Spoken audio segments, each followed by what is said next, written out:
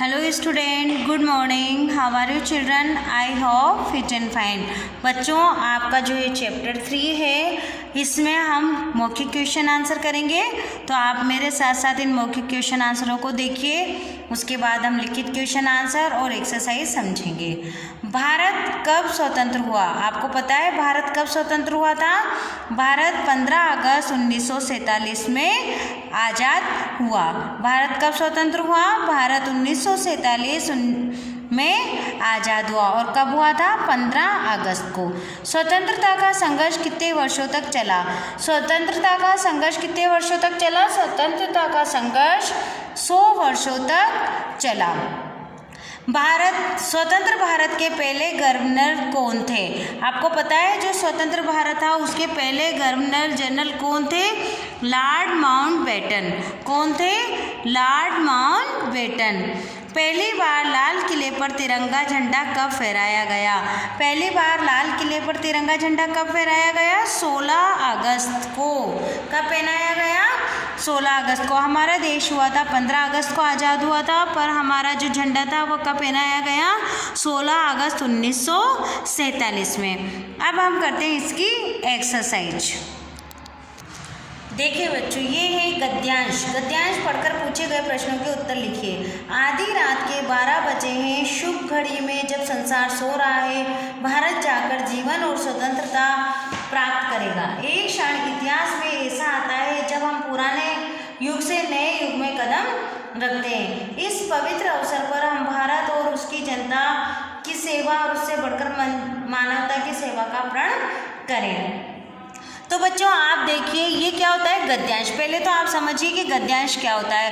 गद्यांश होता है किसी भी चैप्टर के 4 या 5 लाइन बीच में से दी होती है और उसमें से आपको क्वेश्चन आंसर करने होते हैं। अब ये देखिए, यह कथन किसका है? ये कथन किसका है? जो भी ये लाइन दी गई है, ये कथन है पंडित जवाहरलाल नेहरू का। अब आपको इसमें से ही मिल जाएगा कि ये कथन किसका था। ये कथन किसने कहा था? पंडित जवाहरलाल नेहरू ने। रात के 12 बजे को शुभ घड़ी क्यों कहा गया है? रात को 12 बजे को शुभ घड़ी क्यों कहा गया है? क्योंकि इस दिन भारत को स्वतंत्रता मिली। देखिए, भारत जाकर जीवन और स्वतंत्रता प्राप्त करेगा, यानी कि इस शुभ घड़ी में भारत जाकर स्वतंत्रता प्राप्त करेगा, यानी कि ये हमारे भारत के लिए शुभ घड़ी है। इसीलिए रात के 12 बजे को शुभ घड़ी कहा गया है, क्योंकि भारत को स्वतंत्रता मिली। इतिहास में एक क्षण कैसा आता है? आपको पता है इतिहास में एक क्षण कैसा आता है? जब हम पुराने युग से नए युग में कदम रखते हैं। इस पवित्र अवसर पर ये यहाँ से लेके यहाँ तक हम लिखेंगे, जब हम पुराने युग से एक नए युग में कदम रखते हैं। ऐसा अवसर जीवन में एक बार जरूर आता है। तो हम लिखेंगे, इतिहास में एक क्षण ऐसा आता है जब हम पुराने युग से नए युग में कदम रखते हैं। अब बताओ बच्चों, 4th वाला क्वेश्चन, हमें कौन सा प्रण करना चाहिए? हमें कौन सा प्रण करना चाहिए? तो हमारा आंसर देखिए, हम भारत और उसकी जनता की सेवा और उससे बढ़कर मानवता की सेवा का प्रण करना चाहिए। हमें भारत की जनता और मानवता की सेवा करने का प्रण करना चाहिए। तो ये हो गए आपके गद्यांश। अगर मैंने आपको गद्यांश दिए और आपसे कहा कि गद्यांश में क्वेश्चन आंसर भी आपको इसी में से करने, तो अगर आपको मैं गद्यांश दे दूंगी, ये क्वेश्चन दूंगी, तो आप ये कंफ्यूज मत होइए कि मैम ये क्वेश्चन आपने नहीं करे। आपको गद्यांश करना मैंने सिखाया है। हम कुछ भी क्वेश्चन करने से पहले गद्यांश को पढ़ते हैं और उसके आंसर इसमें देखते हैं। अब आते हैं बच्चों, हम सही उत्तर पर राइट का चिन्ह लगाओ। कौन सा भवन रोशनी से जगमगा रहा था? कौन सा भवन रोशनी से जगमगा रहा था? वायसराय भवन, राष्ट्रपति भवन या सांसद भवन? कौन सा जगमगा रहा था? वायसराय भवन। अब आगे देखिए इसके आगे के क्वेश्चन। सेकंड देखिए, वंदे मातरम गीत किसने गाया? आपको वैसे भी ये चैप्टर बहुत अच्छा है और आपकी नॉलेज के लिए भी अच्छा है। तो वंदे मातरम गीत किसने गाया था? श्रीमती सुचेता कृपलानी ने। किसने गाया था? श्रीमती सुचेता कृपलानी। घंटा कब बजा? घंटा रात को 12 बजे बजा। घंटा कब बजा? रात को 12 बजे। आज़ादी के समय चीफ जस्टिस कौन थे? जब आज़ादी हुई तो हमारे चीफ जस्टिस कौन थे? जस्टिस कानिया। आज़ादी के समय चीफ जस्टिस कौन थे? जस्टिस कानिया। पहली बार लाल किले पर तिरंगा कब फहराया गया? पहली बार लाल किले पर तिरंगा कब फहराया गया था? 16 अगस्त 1947 में। कब फहराया गया था? 16 अगस्त 1947 में। अब आइए बच्चों आप पेज नंबर 27 पर। आपको मैं जितना भी बता रही हूँ आप इसमें से करते जाएंगे, समझेंगे बच्चों। अगर हमें समझ में नहीं आएगा तो हम पेपर में क्या लिखेंगे, इसलिए आप वीडियो को देखें, ध्यान से देखें और समझें। तो आइए मेरे साथ पेज नंबर 27 पर। पेज नंबर 27 पर है उदाहरण देखो, समझो और करो। देखो इतिहास इक तो क्या होगा अगर हम दोनों को मिलाएंगे? इतिहास प्लस इक तो इतिहासिक। धार्मिक धर्म प्लस इक धार्मिक। दैनिक तो अब ये देखिए, अब इसी तरह से नीति क्या दे रखा है यहाँ पर? नीति। नीति प्लस इक तो क्या हो जाएगा? नैतिक। क्या हो जाएगा? नैतिक। भौगोलिक भूगोल प्लस इक तो भूगोलिक। फिर दोबारा पढ़िए मैम के साथ। ऐतिहासिक ऐतिहासिक। धार्मिक धर्म प्लस एक धार्मिक। नीति प्लस एक नैतिक। भूगोल प्लस एक भूगोलिक। तो ये सब हो गया हमारा जोड़कर बनाए हुए शब्द। अब बच्चों आप देखिए ये दे रखे हैं हमारे वाक्य। आभार, स्वतंत्रता, मानवता और गीत। आपके 3 चैप्टर हैं। यूटी में कितने चैप्टर आ रहे हैं? 1 2 3। तो आपको फर्स्ट से लेके 3rd तक का सारा अभ्यास कार्य करवा दिया मैंने। इसके जो मौखिक क्वेश्चन थे वो करवा दिए और लिखित क्वेश्चन करवा दिए। अगर आपने वीडियो मिस करी होगी तो आप इससे रह जाएंगे। जब भी रोज़ वीडियो आती है बच्चों आपको सुनना है, समझना है। और कुछ बच्चों ने तो अभी तक बुक लेके फील भी नहीं किए, तो आप अभी एंड टाइम पे कुछ नहीं कर सकते। आपको समय के रहते हुए बुक भी फिल करनी है ताकि सारा पेपर आपके बुक में से होगा। और आप ध्यान से डेली वीडियो देखें, हर सब्जेक्ट के देखें और इस जो पेपर आ रहे हैं आपके यूटी आ रहे हैं उसको अच्छे से करें। और उसमें चीटिंग नहीं करना है, पूरा ईमानदारी से वर्क करना है आपको। हाँ तो मैं बता रही थी आपको वाक्य बनाओ।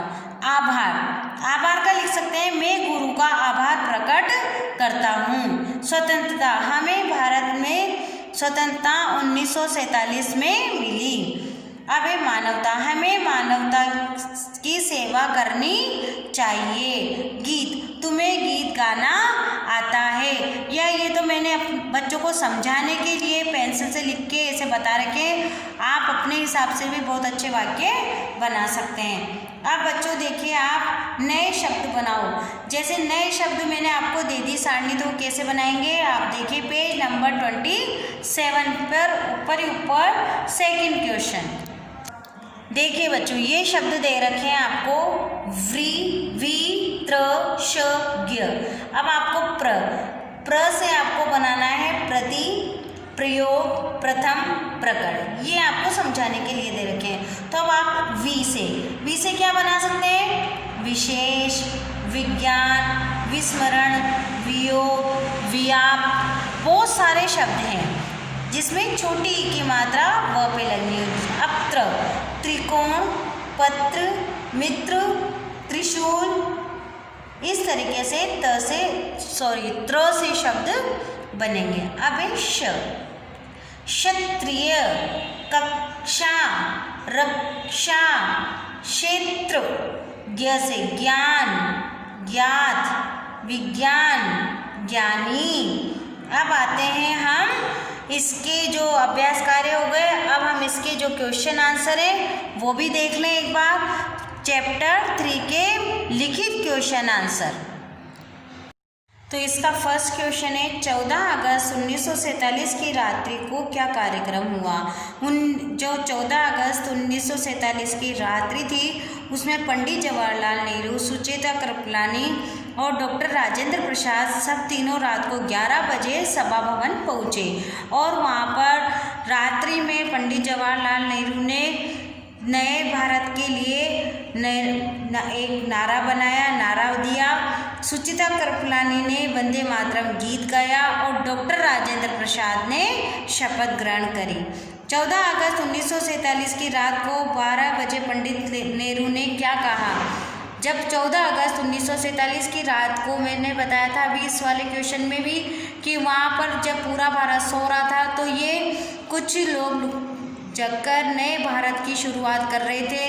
रात को 12 बजे शंखानंद हुआ, मतलब शंख बजा और गीत गाए गए। नए भारत के लिए गवर्नर चुना गया और शपथ दिलाई गई। इस तरीके से 14 की रात को ये कार्यक्रम हुआ। अब ये सेकंड क्वेश्चन की 14 अगस्त 1947 की रात को 12 बजे पंडित नेहरू ने क्या कहा? उन्होंने कहा कि आधी रात के 12 बजे हैं। इस शुभ घड़ी में जब संसार सो रहा है, भारत जगकर जीवन और स्वतंत्रता प्राप्त करेगा।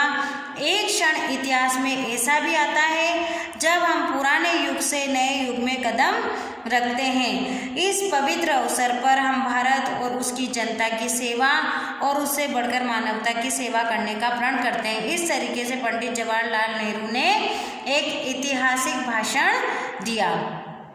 अब थर्ड क्वेश्चन देखिए, डॉक्टर राजेंद्र प्रसाद और पंडित जवाहरलाल नेहरू वायरस भवन क्यों गए? पंडित जवाहरलाल नेहरू और डॉक्टर राजेंद्र प्रसाद वायरस भवन क्यों गए बच्चों? क्योंकि लॉर्ड माउंटबेटन को ये बताने गए थे कि उन्हें केंद्रीय विधानसभा ने आज़ाद भारत का गवर्नर जनरल बनाने का निर्णय लिया है। क्या बताने गए थे? डॉक्टर राजेंद्र प्रसाद और पंडित जवाहरलाल नेहरू वायरस भवन इसलिए गए थे कि वह लॉर्ड माउंटबेटन को ये बताने गए थे कि उन्हें केंद्रीय विधानसभा ने आज़ाद भारत का गवर्नर जनरल बनाने का निर्णय लिया है। अब ये फोर्थ क्वेश्चन, 15 अगस्त 1947 की प्रातः 8:35 पर क्या किया? 8:45 पे क्या किया गया? चीफ जस्टिस कान्या ने क्या किया गया? चीफ जस्टिस कान्या ने जो पहले माउंटबेटन थे, लॉर्ड माउंटबेटन को आज़ाद भारत का पहला गवर्नर जनरल बनाने की शपथ दिलाई। क्या किसने दिलाई? चीफ जस्टिस कान्या ने। अब आता है क्वेश्चन नंबर 5, लॉर्ड माउंटबेटन और उनकी पत्नी के लिए बग्घी से उतरना असंभव क्यों हो गया था? जो विजय चौक था बच्चों, वहाँ विजय चौक में इतनी भीड़ थी कि वहाँ लोगों की संख्या 5 लाख से अधिक थी। इस वजह से वह बग्घी से उतरना उनके लिए असंभव था। इसीलिए ये लिखा गया है कि लॉर्ड माउंटबेटन और उनकी पत्नी के लिए बग्घी से नीचे उतरना असंभव था। तो ये चैप्टर हो गया हमारा चैप्टर 3। अब मैंने आपको चैप्टर 1, 2 और 3 के क्वेश्चन आंसर, मौखिक क्वेश्चन आंसर, सारा अभ्यास कार्य कराया है। आप इसको दौरान करेंगे, अच्छे से सुनेंगे, समझेंगे और टेस्ट देंगे। Thank you.